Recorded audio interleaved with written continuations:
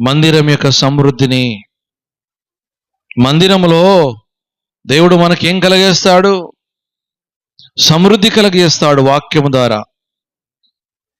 నువ్వు వింటే దేవుని వాక్యం, మందిరంలో కూర్చొని దేవుని వాక్యం వింటే అది సమృద్ధి కలగజేస్తాడు దేవుడు. ఈ రోజున సమృద్ధి ఏ విధంగా కలిగి ఉన్నది? దేవుని వాక్యాన్ని ఏం కాలే త్రాగుచున్నావా?